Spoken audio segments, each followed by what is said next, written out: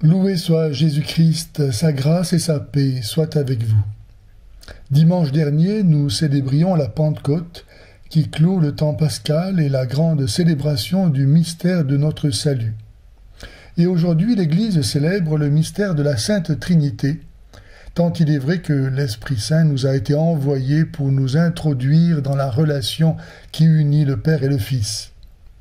Célébrer la Sainte Trinité en tant que telle est donc la source d'une grande joie et répond à une nécessité surnaturelle chaque jour plus grande, puisque la Sainte Trinité est non seulement à la source, mais au terme de la vie chrétienne.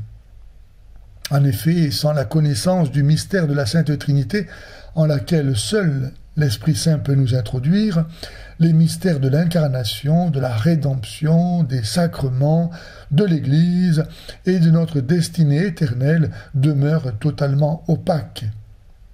Mais comment dire que Dieu est unique, ce que nous confessons chaque dimanche au début de notre credo, en disant « Je crois en un seul Dieu », n'en déplaise aux Juifs et aux musulmans, et dire en même temps que Dieu est trois personnes divines. N'est-ce pas contradictoire? Non, ce n'est pas contradictoire.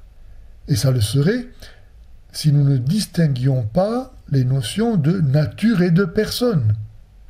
Or, nous ne disons pas qu'il y a une nature divine et trois natures divines. Ou une personne divine et trois personnes divines, ce qui serait contradictoire, effectivement. Mais nous disons que Dieu est une nature divine et trois personnes divines. Nature et personne ne sont pas synonymes. Vous qui m'écoutez et moi, nous avons la même nature, et pourtant nous ne sommes pas la même personne. Nature et personne ne s'identifient qu'en Dieu, tout en restant distinctes. Mystère que nous affirmons en disant qu'elles sont consubstantielles. Et pourquoi croire que Dieu est communion de personnes, amour, famille, Trinité? Nous le croyons parce que Jésus nous l'a révélé. Jésus nous l'a révélé en se présentant comme le Fils unique de Dieu. En se révélant comme le Fils, Jésus désignait en même temps le Père. Aussi vrai qu'il n'y a pas de Fils sans Père. Et non seulement il désignait le Père, mais aussi la relation qui les unit. Car il n'y a pas rien entre le Père et le Fils, et entre le Fils et le Père. Ainsi, lorsque Jésus dit « Qui m'a vu a vu le Père », Jésus nous révèle le mystère de la Sainte Trinité, achevant l'auto-révélation du Dieu de l'Ancien Testament, tendre et miséricordieux, lent à la colère, plein d'amour et de fidélité, Dieu d'Abraham, d'Isaac et de Jacob. Cette révélation fait tout notre bonheur, dans le temps et pour l'éternité. Savoir que Dieu existe et qu'il est unique est à la portée de notre intelligence, mais croire que Dieu est Trinité est impossible sans la révélation et l'aide de sa grâce. Et même à supposer que nous aurions pu imaginer le mystère de la Sainte Trinité, ce n'est pas pour autant que nous pourrions croire en elle, car penser une chose n'équivaut pas à reconnaître son existence. Puisque Dieu s'est donné à connaître, comment mieux l'en remercier qu'en cherchant à entrer toujours plus profondément dans cette connaissance qui est vie éternelle. Reconnaître que Dieu existe peut se faire sans l'aide de la révélation. Il suffit de constater qu'ici-bas, rien n'existe par soi-même. En effet, si tel n'était pas le cas, alors chaque être aurait en soi l'existence et ne pourrait donc pas ne pas exister, existerait donc toujours, ce qui est manifestement faux, car tout meurt, telle est la loi universelle. Ainsi, tout ce qui existe existe nécessairement par un autre, qui, lui, existe nécessairement par lui-même. Cet être qui existe par lui-même et qui donne à tous d'être, on l'appelle Dieu. Dieu est l'être existant par lui-même. C'est sous ce nom qu'il s'est révélé à Moïse, en lui disant « Tel est mon nom, je suis celui qui est ». Autrement dit, je suis l'être, celui qui ne peut pas ne pas être. Jésus a revendiqué et au prix de sa vie être Dieu en s'attribuant le nom divin. Avant qu'Abraham existât, je suis. Si vous ne croyez pas que je suis, vous mourrez dans vos péchés. Ainsi, partant de la certitude que Dieu existe, qu'il est l'être existant par lui-même, sans faire violence à la logique, il est possible de distinguer dans le mouvement par lequel Dieu advient éternellement à lui-même l'être qui se veut, l'être qui est voulu et la volonté d'être.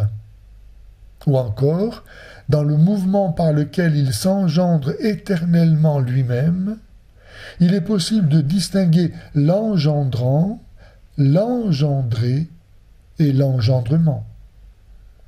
Ces trois sont chacun et tous ensemble le même et unique être. C'est pourquoi Jésus dit « Le Père et moi, nous sommes un ».